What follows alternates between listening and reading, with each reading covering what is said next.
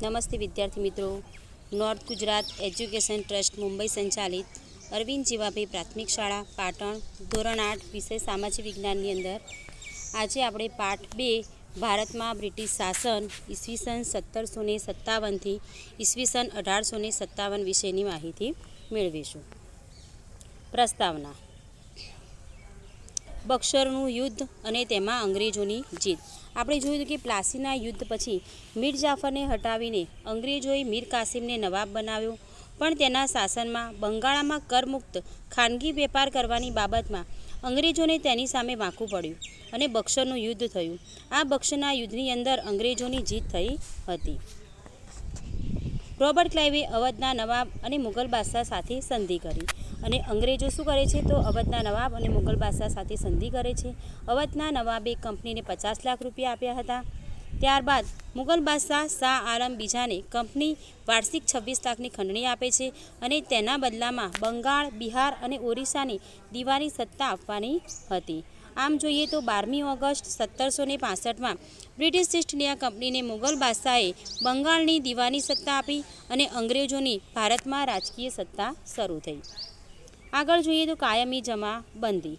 કોર્નવાલિસ જ્યારે governor general બને છે ત્યારે ઈસવીસન 1793માં ભારતમાં કાયમી જમાબંધી દાખલ કરવામાં આવી હતી।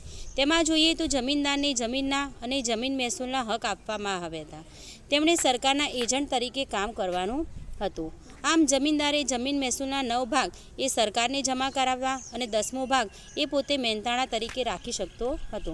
અહીં તમે કોર્નવાલિસનો ફોટો જોઈ શકો છો। આ પદ્ધતિમાં ખેડૂતોનું શોષણ થતું હતું, કારણ કે કાયમી જમાબંધી એટલે કે નિશ્ચિત કરેલું મહેસૂલ એ જમીનદારને આપવું પડતું હતું।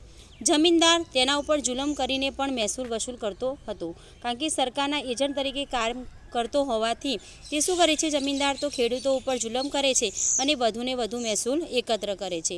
જમીનદારે પણ દર વર્ષે નિશ્ચિત કરાર મુજબની રકમ સરકારમાં જમા કરાવવી પડતી હતી, માટે તે ખેડૂતોને વધુને વધુ જુલમ કરી અને મહેસૂલ એકત્ર કરતો હતો। જે મહેસૂલ ન ભરી શક્યા હોય તેમની જમીન ઉપર પાછળથી જમીનદારો એ જમીન ખરીદવા લાગે છે અને સરકાર એટલે કે અંગ્રેજ સરકારની વાત કરીએ તો એમને ખેડૂતના વિકાસમાં જરા પણ રસ હતો નહીં। આગળ જોઈએ તો પરિણામે બંગાળના અંદર ખેડૂતોના ઘણા બધા વિદ્રોહો થાય છે અને અન્ન ભંડાર તરીકે ઓળખાતું બંગાળ એ કંગાળ બની જાય છે। આગળ જોઈએ તો રૈયતવારી પદ્ધતિ। 19મી સદીની અંદર 1820માં મુંબઈ અને મદ્રાસમાં રૈયતવારી પદ્ધતિ લાગુ કરવામાં આવી હતી। તેના પ્રણેતા એ થોમસ મુનરો હતા, જે મદ્રાસની અંદર ગવર્નર તરીકે કામગીરી કરતા હતા। રૈયતવારી પદ્ધતિની અંદર જમીન ખેડનાર જ જમીનનો માલિક બનતો હતો અને જમીન મહેસૂલ ચૂકવતો હતો। અંગ્રેજો જોડેથી જમીન લઈ અને પોતે શું કરે છે તો ત્યાં આગળ ખેતર ખેડે છે અને એ બધી જ મિલકત એટલે કે મહેસૂલ રૂપે એ અંગ્રેજ સરકારને ચૂકતી કરી દે છે। અહીં તમે થોમસ મુનરોનો ફોટો જોઈ શકો છો। આગળ જોઈએ તો ગેરફાયદા। રૈયતવારી જે પદ્ધતિ હતી એના ખેડૂતોને ઘણા બધા ગેરફાયદાઓ જોવા મળતા હતા। એક તો જે જમીનનું વધારે પડતું મહેસૂલ ચૂકવવું પડતું હતું। બીજા નંબરમાં છે સરકાર ઈચ્છે ત્યારે જમીન મહેસૂલમાં વધારો કરવાનો હક પણ ધરાવતી હતી, એટલે અંગ્રેજ સરકાર એ રૈયતી ખેડૂતો પાસેથી વધુને વધુ કર એકત્ર કરતી હતી। એના કારણે ખેડૂતોનું અનાજ ન પાકે કે નાશ પામે તો પણ તેમને જમીન મહેસૂલ આપવું પડતું હતું। આમ આપણા રૈયતી ખેડૂતો પણ પાયમાલ બની ગયા હતા। આગળ જોઈએ તો મહાલવારી પદ્ધતિ। મહાલવારી પદ્ધતિનો અમલ ઉત્તર પશ્ચિમ પ્રાંત અને મધ્ય ભારતના પ્રદેશોમાં થયો હતો। તેના પ્રણેતા હોલ્ટ મેકન્જી હતા। તેમણે 1822માં ગ્રામના સમૂહ માટે મહાલ શબ્દનો પ્રયોગ કર્યો હતો। આ પ્રથા અનુસાર મહેસૂલનું એકમ ખેડૂતનું ખેતર નહીં પણ સમગ્ર ગામ કે ગામની જમીનના મહેસૂલનો સમાવેશ કરવામાં આવતો હતો। ખેતરોના ઉત્પાદનની આવકને ધ્યાનમાં લઈ અને મહેસૂલ નક્કી કરવામાં આવતું હતું અને આ મહેસૂલી પદ્ધતિને આપણે મહાલવારી પદ્ધતિ તરીકે ઓળખીએ છીએ। આ કામગીરી એ ગામના મુખીને સોંપવામાં આવતી હતી, તે પોતે મહેસૂલ એકત્ર કરતો હતો। આગળ જોઈએ તો ભારતમાં જ્યારે બ્રિટિશ શાસન હોય છે ત્યારે તે સમયની ખેતી। યુરોપમાં માંગ હોય તેવી વસ્તુઓ ભારતમાંથી પ્રાપ્ત કરવાનો હતો। આમ બંગાળ, બિહાર અને ઓરિસ્સામાં અંગ્રેજોની સત્તા સ્થપાયા પછી ભારતમાંથી ગળી, કપાસ, કાચું રેશમ, અફીણ, મરી એ બધી ચીજ વસ્તુઓ આપણા ભારત દેશમાંથી લઈ અને તેઓ પોતાના દેશમાં લઈ જતા હતા. આમ બંગાળની દીવાની સત્તા મેળવ્યા પછી બ્રિટિશ ઈસ્ટ ઇન્ડિયા કંપની એમનો મુખ્ય ઉદ્દેશ એ ભારતમાંથી ચીજ વસ્તુઓ પ્રાપ્ત કરવાનો અને પોતાના દેશમાં વેચવાનો હતો.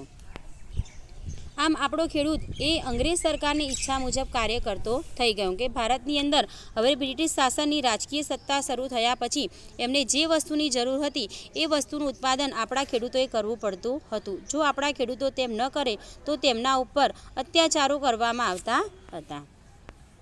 પછી જોઈએ કાચું રેશમ. 18મી સદીના સમયગાળા દરમિયાન ઇંગ્લેન્ડમાં કાચું રેશમ સ્પેન, ઇટલીમાંથી આવતું હતું.